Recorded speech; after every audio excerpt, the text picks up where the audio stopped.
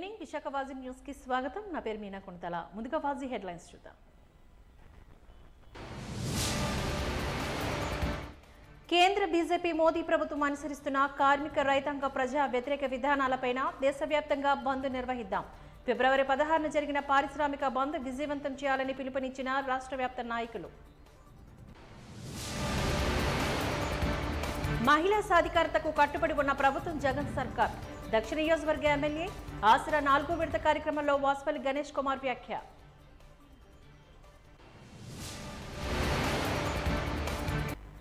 ఈ నెల 2 నుంచి ప్రారంభం కానున్న ఐస్టా 17వ టోర్నమెంట్లు సంబంధిత బ్రోచర్ని విడుదల చేసిన నిర్వాహకులు.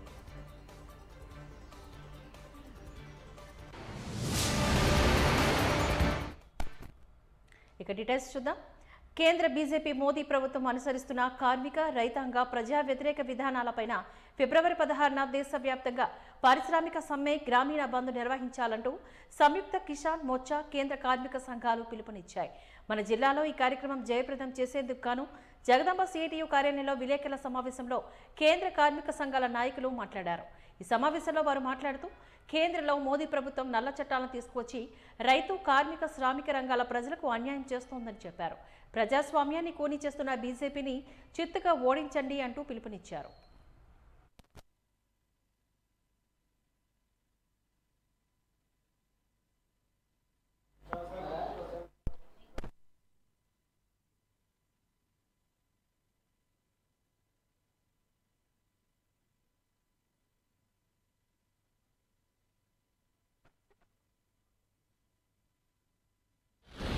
దేశంలో నరేంద్ర మోడీ ప్రభుత్వం అనుసరిస్తున్నటువంటి కార్మిక రైతాంగ ప్రజా వ్యతిరేక విధానాలకు నిరసనగా ఫిబ్రవరి 16వ తారీఖు నాడు దేశవ్యాప్తంగా పారిశ్రామిక సమ్మె గ్రామీణ బంద్ నిర్వహించాలని చెప్పి అఖిల భారత కేంద్ర కార్మిక సంఘాలు సంయుక్త కిసాన్ మోర్చా సంయుక్తంగా నిర్ణయించడం జరిగింది. ఆ పిలుపుని విశాఖపట్నం జిల్లాలో 100% అమలు చేయడం కోసం కేంద్ర కార్మిక సంఘాలు రైతు సంఘం ఇక్కడ సమావేశం జరిగింది. ఈరోజు ఈ సమావేశంలో నిర్ణయించిన ముఖ్యమైన అంశాలు ఏదైతే బీజేపీ ప్రభుత్వం అధికారంలోకి వచ్చిన దగ్గర నుంచి ప్రభుత్వ రంగ సంస్థలన్నింటినీ విశాఖపట్నం స్టీల్ ప్లాంట్తో సహా మొత్తం రైల్వేలని, పోర్టుల్ని, విమానాశ్రయాల్ని, చమురు రంగ పరిశ్రమ సంస్థలని, అలాగే ఖనిజాలని, చివరికి దేశ రక్షణ కూడా అంతరిక్షాన్ని కూడా ఈ రోజున కార్పొరేట్ కంపెనీలకి కట్టబెట్టాలనే కుట్ర చేస్తూ ఉంది. ఇటువంటి ప్రైవేటీకరణ చర్యలు వెంటనే విడనాడాలని చెప్పేసి ప్రధానమైన డిమాండ్గా ఉంది. రెండోది, ఏదైతే కార్మికులకు నష్టం చేసే లేబర్ కోడ్స్ ఏవైతే ఉన్నాయో ఆ లేబర్ కోడ్స్ 4ని రద్దు చేయాలి. కేంద్రంలో ఉన్న నరేంద్ర మోడీ ప్రభుత్వానికి వ్యతిరేకంగా మరొకసారి అనేది దేశవ్యాప్త ఉద్యమానికి అనేది కేంద్ర కార్మిక సంఘాలు రైతు సంఘాలు కూడా సంయుక్తంగా ఈరోజు అనేది ఐక్యంగా ఈరోజు పోరాటానికి అనేది పిలిపివ్వడం జరిగింది. ఫిబ్రవరి 16వ తారీఖున దేశవ్యాప్తంగా పారిశ్రామిక సమ్మె అనేది గ్రామీణ ప్రాంతంలో బంద్ కూడా పాటించడానికి అనేది సన్నిద్ధం అవుతుంది. ఈరోజు నరేంద్ర మోడీ ప్రభుత్వం అనేది ఈరోజు పేద ప్రజలు, మధ్యతరగతి సామాన్యులతోటి ఓట్లు అనేది వేయించుకొని గెలిచిన తర్వాత ఈరోజు ఎవరికరా నువ్వు సేవ చేస్తున్నావంటే ఈరోజు పారిశ్రామికవేత్తలకి, ధనవంతులకి, కోటీశ్వరులకి ఈరోజు అనేది సేవలోని ఈరోజు చేయడమే జయంగా ఈరోజు అనేది చేసి పరిపాలన సాగిస్తూ ఉంది. ఇది ప్రజా వ్యతిరేక విధానాలకు వ్యతిరేకంగా ఈరోజు అనేది ఈరోజు పోరాటానికి అనేది ఈరోజు కేంద్ర కార్మిక సంఘాలన్నీ కూడా ప్రజల్ని సంయుక్తంగా వీళ్ళందరినీ భాగస్వామ్యం చేసి పోరాటానికి అనేది సన్నిద్ధం అవుతుంది. ఇది అనేది కేంద్రంలో నరేంద్ర మోదీ ప్రభుత్వం అనేది ఈరోజు కార్మిక చట్టాలని ప్రాణ త్యాగాల ద్వారా సంపాదించుకున్న హక్కులు అవన్నీ కూడాను ఈరోజు రాజ్యాంగం ప్రసాదించిన హక్కులను కూడా ఈరోజు కాలరాసే విధంగా ఈరోజు అనేది మోడీ ప్రభుత్వం అనేది చూస్తూ ఉంది. ఫిబ్రవరి 16వ తేదీన దేశవ్యాప్తంగా రైతు కార్మిక సంఘాల ఆధ్వర్యంలో గ్రామీణ బంద్ అలాగే పారిశ్రామిక సమ్మె చేయాలని చెప్పి కేంద్ర సంఘాలు నిర్ణయించాయి. అందులో భాగంగా ఉమ్మడి విశాఖ జిల్లా అన్ని ప్రాంతాల్లో కూడా ఈ బంద్ని అలాగే పారిశ్రామిక సమ్మెని జయప్రదం చేయడం కోసం ఈరోజు ఇక్కడ సమావేశం జరిగింది. ముఖ్యంగా కేంద్ర బీజేపీ రైతాంగానికి వ్యతిరేక 3 చట్టాలు తీసుకొచ్చారు. ఆ చట్టాలకు వ్యతిరేకంగా కార్మిక కర్షక మైత్రితో పెద్ద ఎత్తున ఢిల్లీలో 13 నెలలు పోరాటం చేశాము. చివరికి 3 చట్టాలు రద్దు చేసుకొని కొన్ని హామీలు ఇవ్వడం అనేది జరిగింది రాతపూర్వకంగా. విశాఖ దక్షిణ నియోజకవర్గ ఎమ్మెల్యే వాస్పల్లి గణేష్ కుమార్ తనకు వచ్చిన అనర్హత నోటీసులపైన స్పీకర్ని కలిసి వివరణ ఇచ్చానని తెలిపారు. టీడీపీ పార్టీ తరపున సైకిల్ గుర్తుపైన పోటీ చేసి గెలిచిన తాను తన నియోజకవర్గ అభివృద్ధి కోసం సీఎం జగన్ ప్రజలకు అందజేస్తున్న సంక్షేమ పాలన నచ్చి వైకాపా పార్టీలో చేరానని ఆయన అన్నారు. దీనిపైన స్పీకర్ ఏ నిర్ణయం తీసుకున్నా కూడా తను కట్టుబడి ఉంటానంటున్న ఎమ్మెల్యే వాసుపల్లి గణేష్ కుమార్తో మా Vaji news coordinator Balakrishna face to face. Andhra Pradesh రాజకీయాల్లో అయితే పలు పరిణామాలు చోటు చేసుకుంటున్నాయి. ప్రధానంగా ఇటు వైసీపీ కానీ టీడీపీకి కానీ సంబంధించి రాజీనామాలు ఎవరైతే స్పీకర్కి సమర్పించారో ఆ రాజీనామా సమర్పించినటువంటి ఎమ్మెల్యేలు అయితే అవనివ్వండి, పార్టీ మారిన ఎమ్మెల్యేల పైన కూడా చర్యలు తీసుకోవాలంటూ కూడా చర్యలు తీసుకుంటామంటూ కూడా స్పీకర్ నోటీసులు కూడా జారీ చేయడం జరిగింది. దానికి సంబంధించి విశాఖ దక్షిణ నియోజకవర్గం ఎమ్మెల్యే వాసుపల్లి గణేష్ కుమార్ గారు ఉన్నారు. ఆయన కూడా ఇటు స్పీకర్ వద్దకు వెళ్ళి తన వివరణ ఇవ్వడం జరిగింది. అసలు ఎలక్షన్ ముందు ఎందుకు రాజ్యసభ ఎన్నికలకు ముందు ఈ విధంగా కారణం ఏంటి, అసలు ఇటువంటి నోటీసులు రావడం ఆయన మాటలో వినే ప్రయత్నం చేద్దాం. సార్ చెప్పండి, రాజ్యసభ ఎన్నికల ముందు ప్రాధాన్యత సంతరించుకుంది ప్రతి ఒక్కరికి, ఏదైతే పార్టీ మారిన ఎమ్మెల్యేలకు వీళ్ళందరికీ కూడా నోటీసులు ఇవ్వడం ఏ విధంగా చూడాలంటారు? దీంట్లో స్ట్రాటజీ ఏమీ లేదు దీంట్లోని. ఎందుకంటే 3 రాజ్యసభ సీట్లు కూడా గెలిచే ధైర్యం, సత్తా మా వైఎస్ఆర్సీపీ పార్టీకి ఉంది. అంత ఈక్వేషన్స్ మాకున్నాయి. ఏదైతే గంటా గారు రాజీనామా ఇచ్చారో మరి అది యాక్సెప్ట్ చేయాలి కాబట్టి టెక్నికల్ రీజన్స్ తోటేమో అది చేయడం జరిగింది. సో నేనైతే స్వయంగా స్పీకర్ ముందు హాజరవడం జరిగింది. చెప్పాను, నేను సైకిల్ గుర్తుతో మీద నేను గెలిచాను. కానీ ఆ తర్వాత క్రమేణా traitor of the poor people ఏదైనా ఉంది అంటే అది తెలుగుదేశం పార్టీ. పేద ప్రజలను వంచిన పార్టీ, పేద ప్రజలను మోసం చేసిన పార్టీ, పేద ప్రజలకి న్యాయం చేయలేని పార్టీ. మరి అలాంటి పార్టీలు ఎమ్మడలేక దూరం అయ్యాను. అంతే తప్పించి నేను అంతకుమించి ఇంకేం చేయలేదు. పార్టీ యాంటీ పార్టీ యాక్టివిటీస్ చేయలేదు, పబ్లిక్ అటరెన్సెస్ చేయలేదు. సో ఒకవేళ యాంటీ డిఫెక్షన్లా అప్లై చేసి నేను సస్పెన్షన్ చేస్తానన్నా సరే స్పీకర్ గారు ఏది చేస్తే నేనేమో దానికేమో అబైడ్ అయి ఉంటాను, దానికి శిరస్సు వంచుతానని చెప్పి నీకు తెలియజేయడం జరిగింది. అంతకుమించి ఇంకేం లేదు. ఇప్పటికే ఇటు వైసీపీకి సంబంధించి ఎవరైతే పార్టీ మారిన ఎమ్మెల్యేలు ఉన్నారో వాళ్ళందరూ కూడా కోర్టుకు వెళ్ళడం కూడా జరిగింది.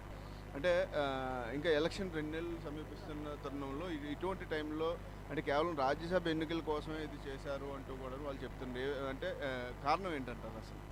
నేను అదే చెప్తా ఉన్నాను కదా, మా ఫిగర్ మాకుంది. మీరు దానికోసం మేము చేయవలసిన అవసరం లేదు.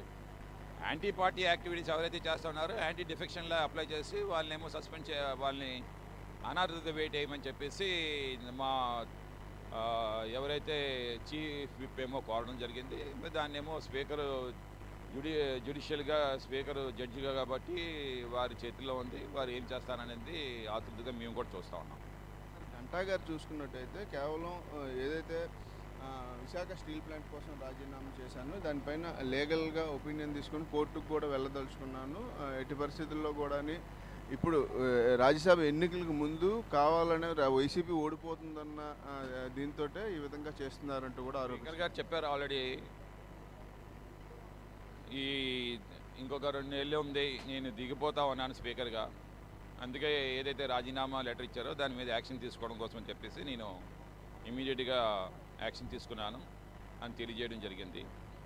నేను అడుగుతాను గంటా గారిని, మీరు హాస్యాస్పదంగా మీరేమో రాజీనామా ఇచ్చారా, లేదంటే ఒక సంకల్పంతో జరుగుతున్న అన్యాయం, స్టీల్ ప్లాంట్ అన్యాయానికి నిజంగా మీరేమో మీ రాజీనామా ఇచ్చారా? ప్రజల్లో ఒక ఫాల్స్ ముద్ర తీసుకుని వెళ్ళడానికి కోసం అని చెప్పి చేశారా? సో ఏది వాస్తవం అనేది మీరు చెప్పాలి. అంతేనే, స్పీకర్ని ప్రశ్నించే ముందు మీరు చెప్పాలి. అది పార్టీ చాలామంది ఎమ్మెల్యేలు పార్టీ మారుతారు, సుమారు 50-60 మంది వరకు కూడా వైసీపీ పార్టీని వీడు వస్తారంటూ ఇటు వైసీపీ, జనసేన, అదేవిధంగా టీడీపీ పార్టీలు కూడా చెప్తున్నాయి. ఒకవేళ రాజ్యసభ ఎన్నికల ముందు అదే కానీ జరిగినట్టయితే మీకు 3కి 3 ఏదైతే వస్తుందో ఏమో వ్యక్తం చేస్తున్నారో అది జరిగే అవకాశం లేదు కదా. ఒక్కరు కూడా పార్టీని వీడేది లేదు. వైఎస్ఆర్సీపీ తెలుగుదేశం నుండి మా దగ్గరికి వస్తారు. అది మాత్రం మేము చెప్తా ఉన్నాం. ఎందుకంటే 2024లో మళ్ళీ గవర్నమెంట్ ఫామ్ చేసే party YSRCP party. YSRCP party అనేక సంక్షేమ పథకాలు చేసింది, అనేక అభివృద్ధి కార్యక్రమాలు చేసింది. అన్ని కార్యక్రమాలకి కూడా ఏంటంటే ప్రజలేమో ఈరోజు బ్రహ్మరథం పడతా ఉన్నారు. సో ప్రజలు బ్రహ్మరథం పట్టేటప్పుడు నాయకులు ఆటోమేటిక్గా బ్రహ్మరథం పడతారు. సో నాయకులు కూడా మా వైపే ఉన్నారని చెప్పి నేను తెలియజేస్తా ఉన్నాను. టీడీపీ పార్టీ అనేక సంక్షేమ పథకాలు చేసింది, అనేక అభివృద్ధి కార్యక్రమాలు చేసింది. అన్ని కార్యక్రమాలకి కూడా ఏంటంటే ప్రజలేమో ఈరోజు బ్రహ్మరథం పడతా ఉన్నారు. సో ప్రజలు బ్రహ్మరథం పట్టేటప్పుడు నాయకులు ఆటోమేటిక్గా బ్రహ్మరథం పడతారు. సో నాయకులు కూడా మా వైపే ఉన్నారని చెప్పి నేను తెలియజేస్తా ఉన్నాను అన్నమాట. అది ఎలక్షన్కి మరో 2 నెలల సమయం ఉన్న నేపథ్యంలో ఏదైతే ఈ ఎమ్మెల్యేలకు సంబంధించి పార్టీ మారిన ఎమ్మెల్యేలకు అందరికి కూడా అనర్హత వేటకు సంబంధించి ఇప్పటికే నోటీసులు కూడా జారీ చేయడం, దాని మీద వాసుపల్లి గణేష్ కుమార్ స్పందిస్తూ స్పీకర్ ఏ నిర్ణయం తీసుకున్నా కట్టుబడి ఉంటానని, ఇవి వెంటనే సస్పెండ్ చేసినా సరే తనకు అభ్యంతరం ఏం లేదని, తను కేవలం నియోజకవర్గ అభివృద్ధి కోసం టీడీపీ పార్టీలో ఎమ్మెల్యేకే వచ్చానని, అదే విషయాన్ని స్పీకర్ దగ్గర కూడా నేరుగా విచారణకు హాజరయ్యి విన్నవించాను, ఏ నిర్ణయం తీసుకున్నా సరే దానికి కట్టుబడి ఉంటాను అంటూ కూడా చెప్పే పరిస్థితి కూడా కనిపిస్తుంది. కెమెరా పర్సన్ నారాయణతో బాలకృష్ణ, వాజీ న్యూస్, వైజాగ్. యువత మత్తు పదార్థాల బారిన పడద్దు అంటూ గురుదేవ్ రవిశంకర్ సూచించారు. యువత ఒత్తిడికి గురవుతోందని, వాటి నుంచి బయటపడేందుకు కొందరు మత్తు పదార్థాలకు బానిసలుగా మారుతున్నారని ఆందోళన వ్యక్తం చేశారు. మత్తు పదార్థాల వినియోగానికి వ్యతిరేకంగా యువతతో ప్రతిజ్ఞ చేయించారు. విశాఖపట్నంలో గీతం డ్రీమ్స్ విశ్వవిద్యాలయంలో నిర్వహించిన యూత్ మీట్లో గురుదేవరాయ శంకర్ పాల్గొని మాట్లాడారు. ఈ సందర్భంగా ఆయన మాట్లాడుతూ సమాజంలో మానవతా విలువలను పెంచడానికి కలిసి నడుద్దాం, కలిసి ఎదుగుదాం, ముందుకు సాగుదాం అని పిలుపునిచ్చారు. యోగా, ధ్యానం ద్వారా ఒత్తిడిని దూరం చేసుకోవచ్చంటూ ఆయన సూచించారు. భారతదేశం అనేక రంగాల్లో పురోగతి సాధిస్తోందని, యువత చైతన్యవంతమైతే దేశాన్ని ప్రపంచంలో అగ్రస్థానంలో నిలపొచ్చని అన్నారు. ప్రతి ఒక్కరూ తమలోని శాస్త్రవేత్తను బయటికి తీయాలని, దేశం గర్వించదగ్గ శక్తులుగా మారాలని అన్నారు. అందరూ మనవాళ్లే అనే భావనతో సమాజంలో మంచిని పెంచాలని హితవు పలికారు. గీతం అధ్యక్షుడు ఎం శ్రీభారత్ ఈ సందర్భంగా మాట్లాడారు. ఆర్ట్స్ ఆఫ్ లివింగ్ సంస్థలో తమ విద్యార్థులు 2000 మంది సభ్యులుగా చేరి ప్రయోజనం పొందారని చెప్పారు. విశాఖ యువత జీవితంలోని ఉత్తమ ఫలితాలు సాధించాలనే ఉద్దేశంతో ముందుకు సాగాలంటూ పిలుపునిచ్చారు.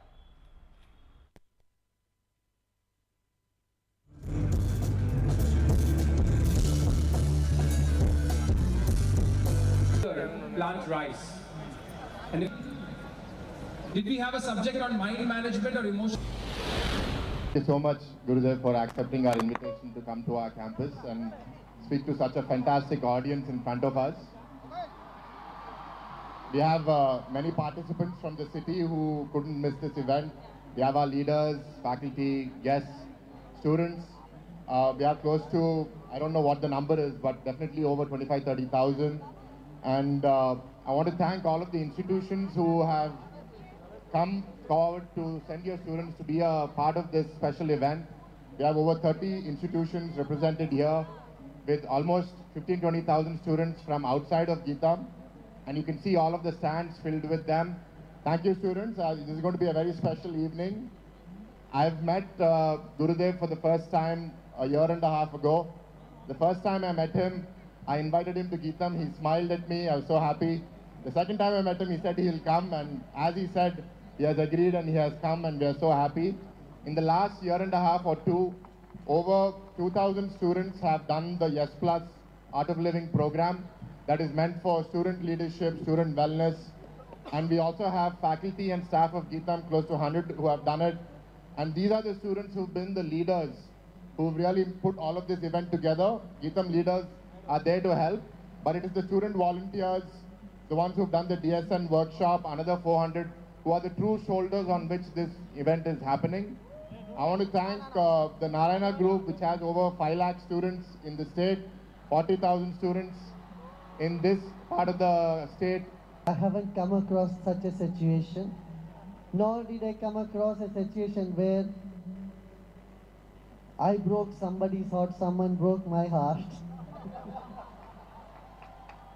Usually people get into spirituality when their hearts are broken or some failed love affairs, and for me no, from my childhood I've always wanted to do what I'm doing and I am comfortable with it. When COVID hit, we were unprepared to handle the threat. How we can, as a human race, prepare for uncertainty of the future? Uncertainty of future, can be countered by being certain about your inner power, your inner potential. You must know there is a greater power of consciousness, a greater power in the universe that's watching over, that's taking care of. This one idea, thought in your mind can help you move through any challenging time. Okay? And if you want to add one more thing to it, it says Satyameva Jayate. Truth will always come out. Yeah. You know, when COVID happened, I said, this is not a natural virus, it's a man-made virus. Many of our people said, oh, Gurudev, don't say that, it will be controversy, this and that. I said, no, I know it, I say it. Visakha దక్షిణ నియోజకవర్గ MLA Vasupalli Ganesh Kumar అధ్యక్షతన బుధవారం Turner Chowk వేదికగా నిర్వహించిన 4వ విడత ఆసరా సంబరాలు అంబరాన్నంటాయి. YCP జిల్లా అధ్యక్షుడు కోలా గురువులు సమక్షంలో జరిగిన ఈ వేడుకకు గాను డ్వాక్రా మహిళలు అధిక సంఖ్యలో పోటెత్తారు. వాసుపల్లి ఈ సందర్భంగా మాట్లాడుతూ సీఎం జగన్ ప్రవేశపెట్టిన ఆసరా పథకం మహిళా అభివృద్ధి సాధ్యపడుతుందని అన్నారు. సీఎం జగన్మోహన్ రెడ్డి మహిళా పక్షపాతి అని, మహిళా సాధికారతకు నిజమైన అర్థం చెప్పిన సీఎం ఆయనేనంటూ కొనియాడారు. కుటుంబాలను నిలిపేది నడిపేది మహిళలేనని, స్వచ్ఛందంగా నమ్మిన ప్రభుత్వం తమ ప్రభుత్వం అంటూ స్పష్టం చేశారు.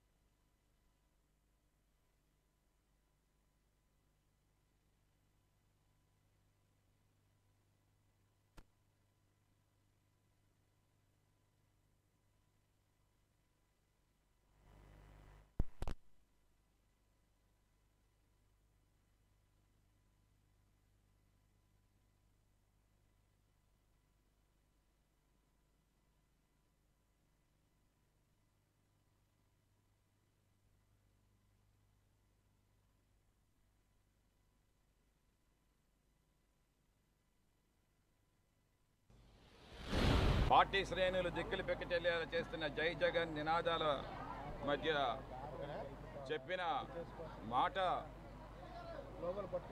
ప్రభుత్వం ఏర్పాటు చేసిన తర్వాత 4 విడతల్లో 26,000 కోట్ల రూపాయలు డ్వాక్రా అక్క చెల్లెమ్మలది రుణమాఫీ చేస్తానని చెప్పి మరి ఆ మాట కట్టుబడి ఈరోజు 6,900 కోట్ల రూపాయలు 4వ విడత రిలీజ్ చేసి సుమారు 8 లక్షల రాష్ట్రంలో డ్వాక్రా సంఘాలు ఉన్నాయి. అంటే 80 లక్షల డ్వాక్రా మహిళలు, అంటే 80 లక్షల కుటుంబాల్లో ఖాతాల్లో ఈరోజు అన్ఎన్కంబర్డ్ amounts into there accounts.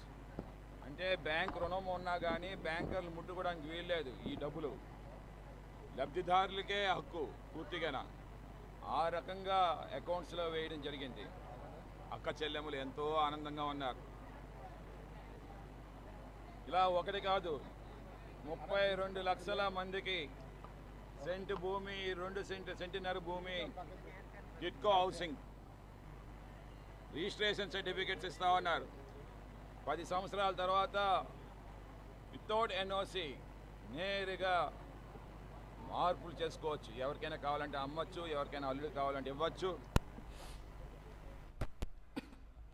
RTC కార్మికుల రిలే నిరాహార దీక్షలు ఆదివారానికి 14వ రోజుకు చేరుకున్నాయి. పెండింగ్లో ఉన్న ఆర్టీసీ కార్మికుల సమస్యలు పరిష్కరించాలి అంటూ నేషనల్ మజ్దూర్ యూనియన్ నాయకులు నారాయణ మాట్లాడారు. వెంటనే 1/2019 సర్కులను అమలు చేసి రద్దు చేసిన షెడ్యూల్ను పునరుద్ధరించాలని డిమాండ్ చేస్తున్నారు. అన్ని జిల్లాల్లో అమలు చేస్తున్న సమయాలు, విధి విధానాలు ఇక్కడ కూడా అమలు చేయాలని కోరుతున్నారు. డిపిటిఓ అప్పలరాజు సిబ్బందిపైన కక్ష సాధింపు చర్యలకు పాల్పడుతున్నారని విమర్శించారు. సస్పెండ్ కేసులకు అదే డిపోలో పోస్టింగ్స్ ఇచ్చి అక్రమ ట్రాన్స్ఫర్లు ఆపాలని కోరారు. ఈ దీక్షలో యూనియన్ నాయకులు, డిపోల కార్యదర్శులు, డివిజనల్ సెక్రటరీ, జోనల్ సెక్రటరీలు పాల్గొన్నారు.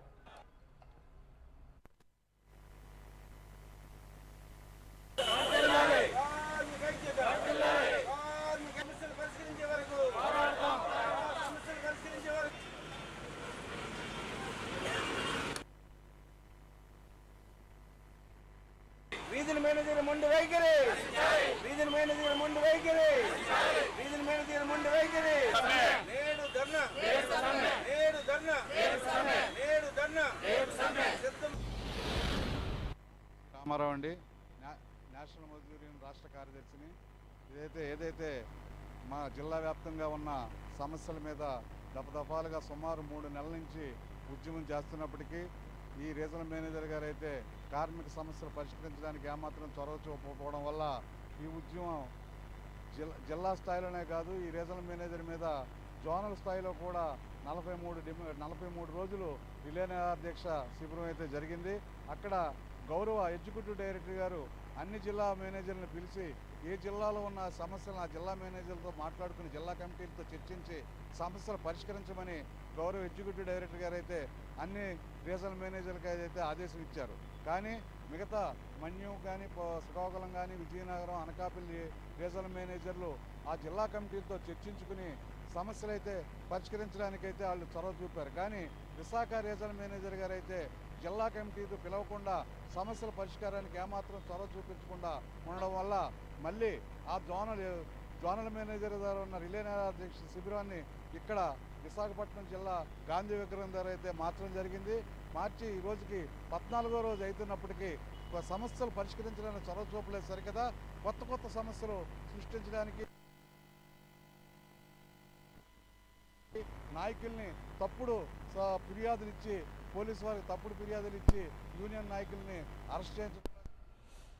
మానవ హక్కులపైన ప్రజలు అవగాహన రాహిత్యంతో అనేక సమస్యలను కొని తెచ్చుకుంటున్నారని హ్యూమన్ రైట్స్ సభ్యులు జాన్సన్ తెలిపారు. ఈ మేరకు డాబా గార్డెన్స్ ప్రెస్ క్లబ్లో నిర్వహించిన విలేకరుల సమావేశంలో ఇతర సభ్యులతో పాటు కలిసి మీడియాతో మాట్లాడారు. ఈ సందర్భంగా ఆయన మాట్లాడుతూ national anti crime and human rights of India సంస్థ ఆధ్వర్యంలో భారత కేంద్ర ప్రభుత్వమైన నీతి Aayog social justice and empowerment national trust నందు అధికారికంగా రిజిస్టర్ చేయబడిందని చెప్పారు. ఆంధ్రప్రదేశ్తో పాటు ఇతర 20 రాష్ట్రాల్లోని ఎంతో మంది సభ్యత్వం తీసుకొని మానవ హక్కుల సంరక్షణ కొరకు ఉచితంగా న్యాయ సేవలు అందిస్తున్నామని చెప్పారు. తమ సంస్థ ద్వారా జాతీయ స్థాయి, రాష్ట్ర స్థాయి, జిల్లా స్థాయి, నియోజకవర్గ స్థాయి, మండల స్థాయి, గ్రామ స్థాయి మరియు వార్డు స్థాయి వరకు కమిటీలను ఏర్పాటు చేసి భారతదేశ అత్యంత విజయవంతంగా ఎన్నో కార్యక్రమాలను ప్రజలకు అందిస్తూ వస్తూ ఉన్నామని తెలిపారు. ఖచ్చితంగా వాళ్ళకు కూడా భయం ఉంటుంది. జరిగింది అంటే ఇక్కడే ఏమది మన చాలా విషయాలను ప్రజల్లోకి మానవ హక్కుల గురించినటువంటి అవగాహన మరి మానవ హక్కులను గురించినటువంటి కార్యక్రమాలని తీసుకెళ్లాలన్నటువంటి ఉద్దేశంతో మా యొక్క సంస్థ దాదాపు 6 నెలలుగా ఆంధ్ర రాష్ట్రంలో కృషి చేస్తూ ఉంది. మా యొక్క సంస్థ కేంద్ర ప్రభుత్వం, నీతి ఆయోగ మరియు ministry of social justice and ఎంపవర్మెంట్లో అధికారికంగా రిజిస్టర్ చేయబడి దాదాపు 20 రాష్ట్రాల్లో రాష్ట్ర స్థాయి, రాజ్య స్థాయి మరియు జాతీయ స్థాయిలో, జిల్లా స్థాయిలో, వార్డు స్థాయిల వరకు కూడా కమిటీలను ఏర్పాటు చేసి ఎంతోమంది బడుగు బలహీన వర్గాలకి, పేద ప్రజలకి అండదండగా నిలబడుతూ మానవ హక్కుల సంరక్షణ కొరకు వాళ్ళకి అవగాహన కల్పిస్తూ మరి సోషల్ జస్టిస్ కూడా ఎన్నో విధాలుగా మేము అందిస్తూ ఉన్నాం. ఈరోజు ఆంధ్రప్రదేశ్ రాష్ట్రంలో కూడా మా సంస్థని ఇంకా ఎక్కువగా బలప్రయోగంగా మరి ప్రజల్లోకి తీసుకెళ్ళాలి, ప్రజలకు అందుబాటులో ఉండాలి, మానవ హక్కుల గురించి ప్రజలు తెలుసుకోవాలి. ఈరోజు మరి భారతదేశం అంతటిలో చూస్తే మానవ హక్కుల ఉల్లంఘన ఎక్కువ జరుగుతూ ఉన్నాయి. మానవ హక్కుల ఉల్లంఘన జరగటం ప్రజలకి సరి అయినటువంటి సామాజిక న్యాయం దొరకపోవడం అనేది చాలా బాధాకరమైనటువంటి విషయం. దాన్ని బట్టి చూస్తే ప్రతిరోజు కూడా ఏదో ఒక విధమైనటువంటి అన్యాయము, మోసము, తర్వాత మరి అక్రమాలు, అవినీతి ఇవన్నీ కూడా జరుగుతున్నాయి, మనం చూస్తూ ఉన్నాం. కాబట్టి వీటన్నిటిని కూడా మరి విశేషంగా మేము ఏం మా యొక్క సంస్థ యొక్క ఉద్దేశం ఏంటి అని అంటే, మేము ఎందుకు సంస్థని ఏర్పాటు చేసినాము అంటే మరి మన యొక్క భారతదేశంలో అవినీతి కూరుకుపోయింది. ఎక్కడ చూసినా అవినీతి, అన్యాయాలు, రాజకీయంగా చూసినా అవినీతే, న్యాయపరంగా చూసినా అవినీతే, ఎక్కడ చూసినా అన్యాయం. 17వ సీఎంఆర్ ఆల్ ఇండియా ఐస్టార్ టెన్నిస్ పోటీలు ఫిబ్రవరి 2 నుంచి 8వ తేదీ వరకు నగరంలోని ఆఫీసర్స్ క్లబ్ లో జరగనున్నాయని కార్యదర్శి రాజు తెలియజేశారు. ఈ మేరకు బ్రోచర్ను విడుదల అనంతరం డిఎస్ఎన్ రాజు మీడియాతో మాట్లాడారు. ఢిల్లీ, రాజస్థాన్, పశ్చిమ బెంగాల్, కేరళ, కర్ణాటక, తమిళనాడు, మహారాష్ట్ర, ఒడిశా, తెలంగాణ, ఆంధ్ర క్రీడాకారులు ఈ టోర్నీలో తలపడనున్నారని వెల్లడించారు.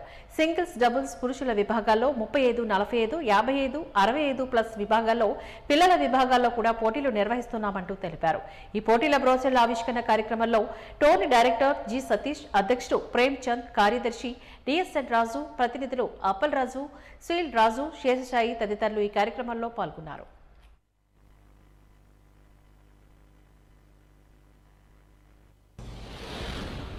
17th ఆల్ ఇండియా టెన్నిస్ టోర్నమెంట్లు విశాఖపట్నం ఆఫీసర్ క్లబ్లో జరుగుతున్నాయి. ఈ టోర్నమెంట్స్ రేపు ఫిబ్రవరి 1వ తారీఖున సైన్ ఇన్ చేయవలసి ఉంటుంది. క్వాలిఫైయింగ్ రౌండ్స్ అన్నీ కూడా 2, 3 తారీఖుల్లో జరుగుతాయి. మెయిన్ డ్రా వచ్చి 4th ఫిబ్రవరి స్టార్ట్ అవుతుంది.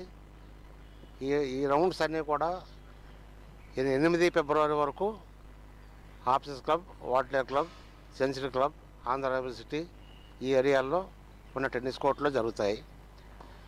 దీంట్లో వేరియస్ స్టేట్స్ నుంచి చాలామంది క్రీడాకారులు నియర్లీ 300 ప్లేయర్స్ వచ్చి పార్టిసిపేట్ చేస్తున్నారు. వెస్ట్ బెంగాల్, తమిళనాడు, ఒరిస్సా, కేరళ, ఆంధ్ర, తెలంగాణ, మహారాష్ట్ర, ఢిల్లీ, కర్ణాటక స్టేట్ల నుంచి పాల్గొంటున్నారు. ఇందులో 4 గ్రూపులుగా పెట్టాం. 35 ఇయర్స్ పైన, 45 ఇయర్స్ పైన, 55 ఇయర్స్ పైన, 65 ప్లస్, 70 ప్లస్, అలాగే 75 ప్లస్ కూడా టోర్నమెంట్ పెడుతున్నాము. దీంతోపాటు చిన్నపిల్లలకు కూడా అండర్ 12, అండర్ 14 ఆ పోటీలు కూడా జరుగుతున్నాయి. దాంట్లో 160-170 మంది స్టూడెంట్స్ పార్టిసిపేట్ చేస్తున్నారు. సుమారు 2006లో ఐస్టా స్టార్ట్ చేసాం విశాఖపట్నంలో. అక్కడి నుంచి 16 సంవత్సరాలు ఏకదాటిగా బ్రేక్ లేకుండా చేసుకొచ్చాం. ఇది 17వ సంవత్సరం కూడా అట్లాగే జరుగుతుందని కోరుకుంటున్నాం.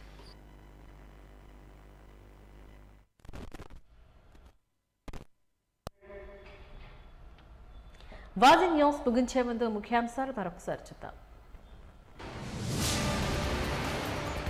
కేంద్ర బీజేపీ మోదీ ప్రభుత్వం అనుసరిస్తున్న కార్మిక, రైతాంగ, ప్రజా వ్యతిరేక విధానాలపైన దేశవ్యాప్తంగా బంద్ నిర్వహిద్దాం. ఫిబ్రవరి 16న జరిగిన పారిశ్రామిక బంద్ విజయవంతం చేయాలని పిలుపునిచ్చిన రాష్ట్ర వ్యాప్త నాయకులు.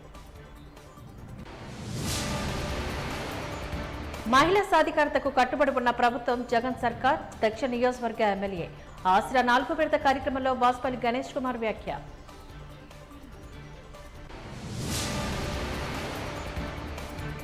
ఈ నెల 2 నుంచి ప్రారంభం కానున్న ఐస్టా 17వ టోర్నమెంట్లు సంబంధిత బ్రోచర్ను విడుదల చేసిన నిర్వాహకులు.